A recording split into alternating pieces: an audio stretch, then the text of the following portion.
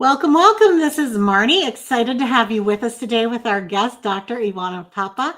And we are going to be talking about habits. And if you have a bad one that you've been trying to break, you are in the right place. And if you're trying to develop a new one, you're going to get some strategies for that too. We're going to be talking about how to balance our conscious and unconscious brains, common habit dilemmas that face Christian professionals and servant leaders, why holistic habits are essential to achieve our highest potential, how to manage emotions and thoughts effectively to remain grounded in Christ, ways to notice and prevent burnout before it happens, how to develop the habit of praying unceasingly, and how it differs from multitasking. We're going to be talking about tips to regenerate your mind, soul, and body while at work, at home, or on the go. A renewal blueprint that helps us see where we are compared to where we want to be, and how to use the renewal blueprint to better connect with God.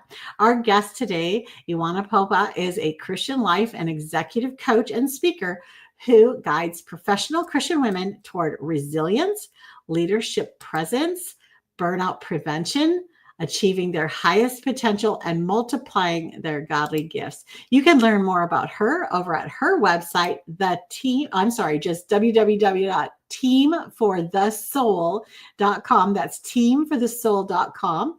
And you can also invite her to speak via womenspeakers.com. Welcome to you. I'm so excited to have you here. And I can't, how do I get my screen off? There we go. It wasn't working for me. Welcome. Thank you so much, Marnie. What a joy to be here today. And thank you for listening to this. Yeah, well, any minutes with you are always a pleasure. So I'm excited to have you here. We have got a lot of ground to cover. And I can tell you personally that I have spent a lot of time studying habits and the formation and how to break them and replace them and all that.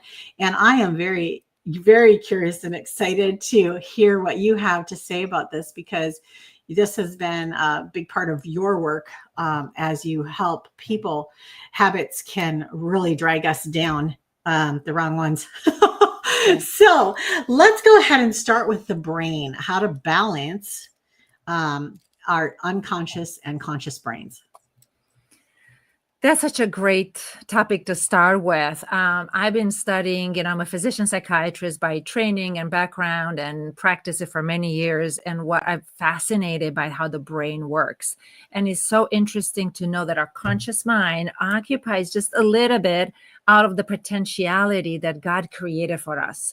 And the unconscious mind, got a bad reputation early on in psychology years back that is just holding all those things that we just don't know, and they in a certain sense they kind of sneak up on us, but actually it's a very good and faithful servant once we know how to engage with it. So the unconscious mind has this ability to register the different patterns and different habits, not just that we did, but also we picked up from others. There's such a thing called in psychology observational learning, and it's very powerful. We can just watch something, we can watch some people do things, and then we are doing it as well. And then we get upset with ourselves if it's an unhealthy habit. But we want to remember that actually the way the brain, the unconscious, is programmed to learn all habits in general, even when we're young, including the bad habits, is the same process that we can learn the good habits as well. And we are called to sanctify, in a certain sense, our unconscious mind. And we have this function, it's called dual processing brain. So our conscious and subconscious or unconscious can work at the same time. This is why it's possible, Marnie, that we can brush our teeth and we even forget, did I brush my teeth today? I need to touch my toothbrush, right? To say, oh, I actually did it. It's wet. Versus we drive and we arrive home in no time. And so as we develop and through repetitions, as we do the habits, we can learn and undo them. The biggest problem is when we get frustrated with ourselves and we get frustrated with our negative habits and we push and we pile more coal, so to speak, or in shame. And it's like an imprinting machine. That doesn't help. When we bring more of the shame or we're becoming self-critical, that doesn't help, as opposed to think about it. There's a lag, there's a delay, but once we can train and retrain our subconscious, it can actually function and can really help us. Yeah. I like to think of habits as like this greatest gift from God, because I tell you, we would go literally insane if we didn't have things automated going on there. Exactly. Yeah. And so it is such a gift. But when we get a bad one going, it can be really disheartening. And so let's talk about the dilemmas that Christian professionals and servant leaders face when it comes to habits. The biggest dilemmas that I've seen is that in our attempt to be like Christ and give and serve and lead others, we end up actually piling a lot of work. We volunteer for this, we volunteer for that, then we have our work, we have our families. And in time, the better one becomes, the better skills they have, the better you are going to be asked to participate in this and do this event and that event. Yes, and the to-do list is going to grow immensely. So the poor subconscious, so to speak, is trying on the fly to manage all these things while we're having many balls in the air. And who is going to be at the end of the list? Us, right? We're self-sacrificial beings. So in the end, we're going to say, okay, forget about self-care, forget about eating habits. We're just going to go with whatever is happening. And we're saying to ourselves, I'll do it tomorrow. I'll catch up on the weekend. I'll catch up in vacation. But that actually never happens because, life happens. A child might get sick. Things happen. Or even if you have the best vacation, I just came from vacation, you're at return, you have like hundreds of emails. Right. And that I have to catch up now. So what happens, we don't pay attention to ourselves. We don't do regeneration and self-care properly, body, mind, heart, and soul. So we get off balance. And what happens when when we get off balance, our nervous system is endowed by God with this amazing ability to go into chronic stress. Now, that is not meant for ever. It's just meant for a few days or a few weeks. And at that point, we have a lot of energy and we tend to override and we tend to think, oh, I got it. I can handle 20 billion balls in the air. And we push and strive. And when that happens, actually, we are going to upset our alignment, body, mind, heart, and soul. Our good habits are going to fall down to the side. So it's very important to remember the more time we allow to care for ourselves in balanced ways, not in indulging ways, the more we're going to stay grounded in Christ, the more we're going to sense Christ's direction, and we're going to help our body to be aligned and keep in good habits, because the body is really trying. Our subconscious is really trying to help us stay balanced, but we need to support it as well with creating that space for healthy regeneration. Love that. I like to think of Jesus's great commandments. Love the Lord your God with all your heart, soul, mind, strength. If you take all of the unseen words in there, you'll see 9 times that it starts with you. You love the Lord your God with all your heart, your soul, your strength, your mind, and you love your neighbor as yourself. So what comes first? It isn't J-O-Y. It isn't Jesus, others, and you. You have to take care of you, or you will have nothing left to take care of others. And leaders fall into that a lot. Absolutely. And Marnie, you just named my favorite verse. That's actually my overarching verse for my life. Yes, I was at a conference 13 years ago, and the conference presenter said, if you'd be to summarize your vocation in one Bible verse, and this came right away, because psychologically, this makes sense. When we take care of ourselves, then we have greater capacity for compassion for others. We can be there for them. It's well known in psychology, but in our Christian faith, we kind of forget that. Forget that it says, love your neighbor as yourself. And I think you make a very good point that this is so important. I love that, the you in the verse. Absolutely. 9 times. Okay. Talk to us about holistic habits. What are they? Why are they essential? Well, I burn out twice, Marnie. And it's not because of lack of skills or information, because this is my field for decades, right? So it's kind of puzzling. Like, how does this happen to me? Well, it happens because of that phase of chronic stress and burnout, I call it the hidden burnout. We don't know when we get into that phase because we feel that burst of energy, but we're actually in striving, and we're actually into that chronic stress where we mobilize all our energies and we're going to run on empty. So what I've discovered for most Christians, we are in our culture nowadays, we're so much, Marnie, into our mind and the thinking rhythm, and we forget our emotions. We forget to take care of our emotions. And when that happens, we're bypassing them. Our mind is going to actually go into more activity and more striving. So taking care of our emotions on a daily basis and checking with your heart is important because it gives you clues on your needs, on our needs. It's like a fire alarm system. And many of our needs, I mean, they're so important, need to be not just for safety and a sense of appreciation, but also a sense of collaboration, sense of connection, being loved and love, and also a sense of I'm doing something special for the kingdom. Yeah. So whenever we get the emotions, as a listener, I encourage you to think, okay, what is my emotion telling me right now? What's the need underneath it? So balancing that every day is really important. With balancing our thoughts, is not just the logical mind, A to B to C to Z. It's also, that's the left brain. It's also our right brain, the creativity, the play. We need to bring that forth and create space every day. And of course, our body needs. I mean, there's a lot of conversation everywhere. If you look online in terms of self-care, this is what you need to eat. You need to exercise. You need to do all sorts of things. And I would add, on a spiritual level, we need time, of course, of prayer and connection with God, but we also need time for silence and time for contemplation where we can really just be. Who are we beyond our roles? So I've noticed when I burn out is that I was missing some of the elements. For me, it was missing paying attention to my emotions and my needs and paying attention to that sense of playfulness. And for many people, the sleep goes down. I mean, I was pretty sad, Marnie, when I learned early on in my career, we need to sleep for about 8 hours a day. Like what?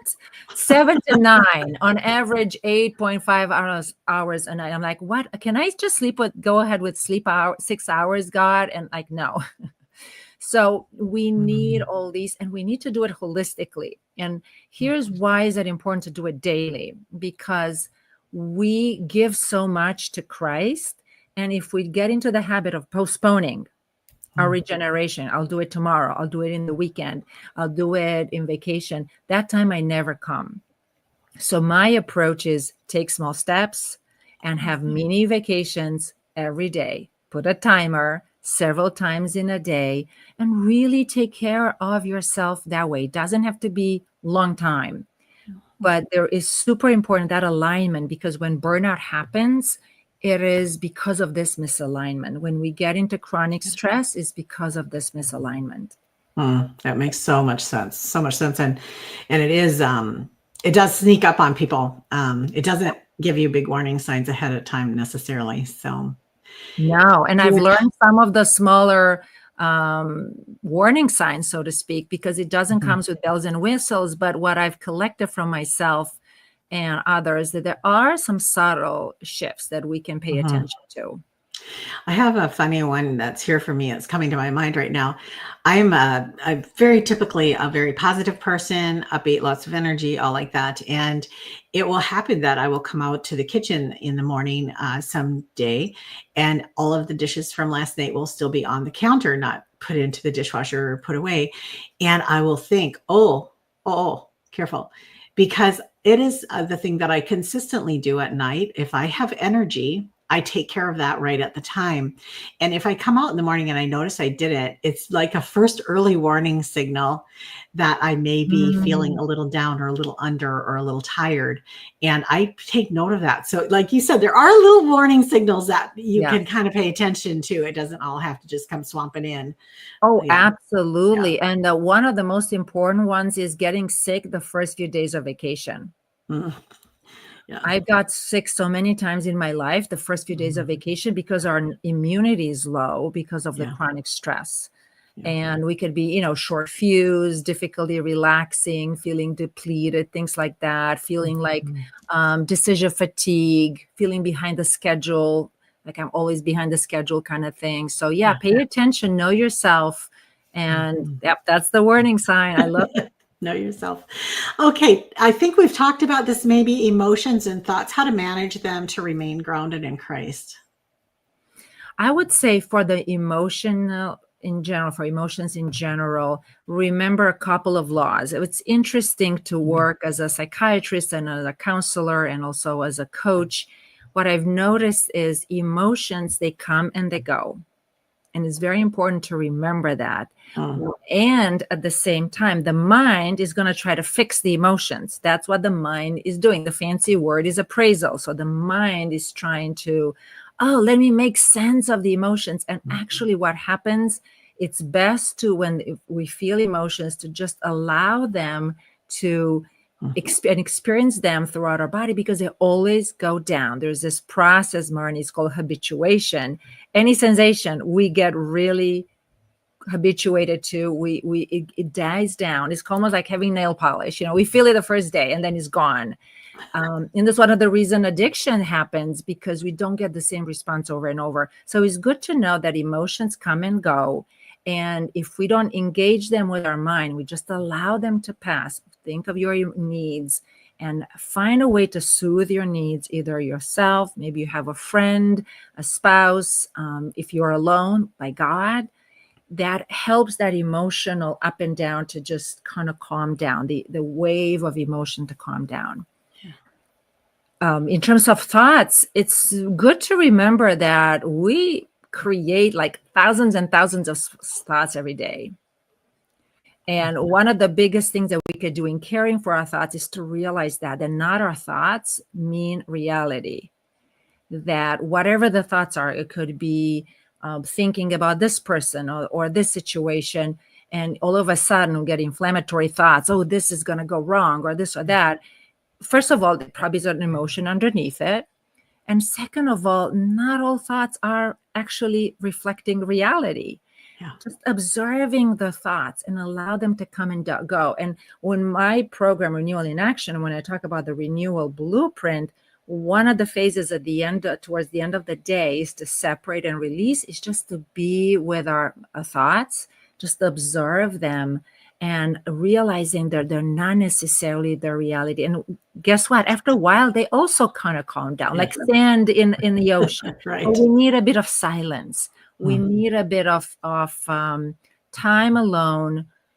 And what happens for most people, if they cannot disconnect and they have too many thoughts and emotions, what do we habitually do? We go on social media, we watch the news, we might want to relax in terms of TV. But what's happening, all of a sudden we have tons of thoughts popping in, more thoughts from the movie, from the news. And that makes the wheels of our mind to go even faster. So a bit of silence at the end of the day is so important. Yeah, great. Okay, we've talked about how to notice burnout before it happens. Did you have anything else you wanted to add there? Otherwise, we'll move. Just look at other subtle signs, sense of inner blocks to your peace, or all of a sudden your prayers feel a bit more dry. And also sense of confusion about life direction. Like many times at this phase, early burnout, start wondering, am I in the right vocation? Do I need to change jobs? Do I need to change this? Family relationships? Like we don't need to make big decisions during that time. We can allow for a bit of healing. And also other subtle signs, which I mentioned earlier, like daydreaming, shows, TV, social media, and other distractions, an extra glass of wine, big or small addictions, everything, that chocolate, ice cream. Those are signs that can say, hey, maybe my emotions or thoughts might need a bit more alignment, and I need to spend a bit more time with God that way. Yeah, love it. All right, let's talk about praying without ceasing. So my analogy always is the dolphins. Dolphins are water dwellers, but air breathers. They live under the water, do all of their work under the water, but they have to come up for air every 5 minutes or so. We are created to be earth dwellers, but prayer breathers. In the same way, a dolphin lives under the water all the time. It has to go up for air or it begins to suffocate. That's how God built us, that we are earth dwellers, but we have got to go up for air. Ephesians 2:6, seated in the heavenlies with Christ right now. We got to go up and breathe. So talk about the difference between praying without ceasing and multitasking. So the interesting discovery that I made, Marnie, is that praying without ceasing, it is possible because that dual processing brain. So when we think of prayer, just stopping and thinking and connecting with God, that's beautiful. That's one way we do it. And it's great to have reminders. But at the same time, we have another psychological function, which is that of awareness, that embodied awareness. And is at that level where we can Jesus prayer, for example, we say the words, Lord Jesus Christ, have mercy on me. And people stay in silence and pray that. Now, interestingly, the goal of this practice, or let's say contemplative practice, is not the word per se, is the ability that just pointing to God, and it's training our focus to stay with a focus on God. But with training over time, we're training our subconscious to be with God all the time. So in other words, that sense of experience of the presence of God becomes embodied, becomes present. So I can be present with God while I'm talking, while I'm in action. That's why I love the name of the program that I have, Renewal in Action, that we could do that at the same time. And interestingly, they did studies in psychology with the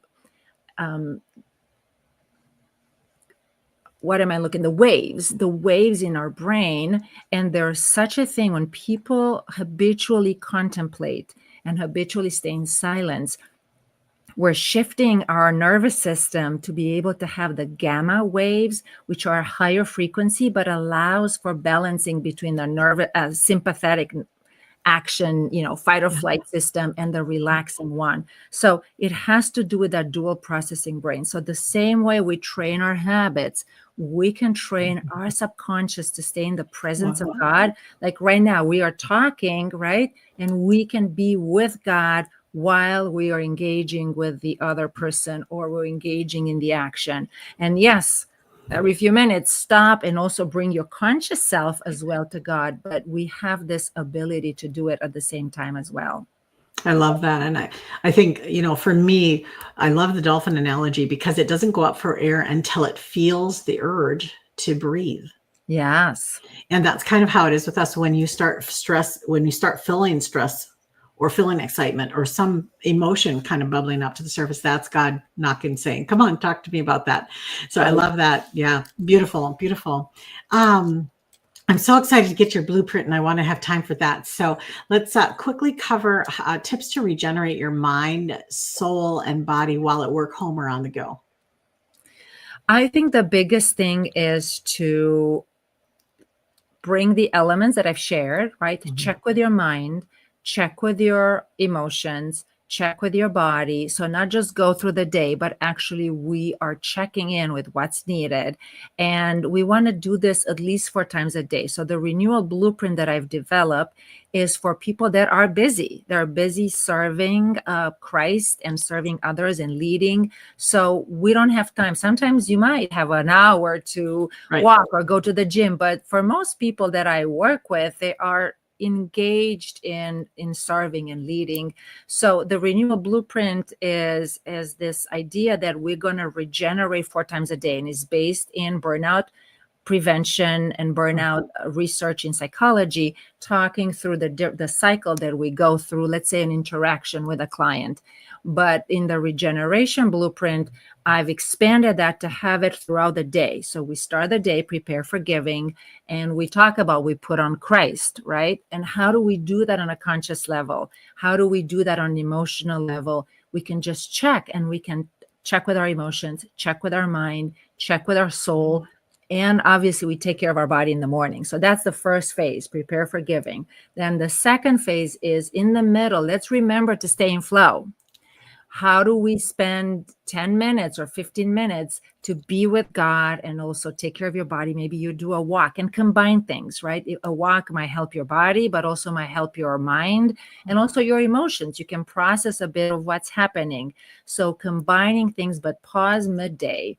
And the third phase of the renewal blueprint is at the end. We want to separate and release. Like, think about when we leave, let's say, office. If you worked in an office or you're working right now, we close the computer, turn off the lights, make sure the door is locked. We need to do the same emotionally and check with ourselves. Well, what kind of emotions am I carrying? Are they all mine? Or maybe I picked up my coworkers' emotions and leave them at the office as well. And the same with the mind, okay, look at your to-do list. What have you done? Check it off. Many times we ruminate about our day, but there's not much to be done. So put it on your planner for next day, whatever else you need to do. If it's an emergency, obviously take care of it today. But having that mental practice to separate for the day, it's really important.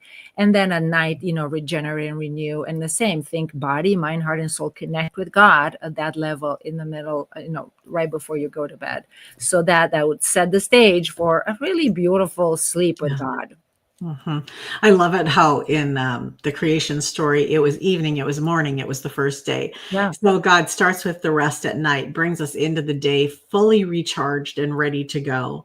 And I just love that that's his pattern, and I like your thought about pausing long enough to collect the emotions and to just wrap that up and not we don't have to, just because an emotion shows up, we don't have to actually give it space to stay.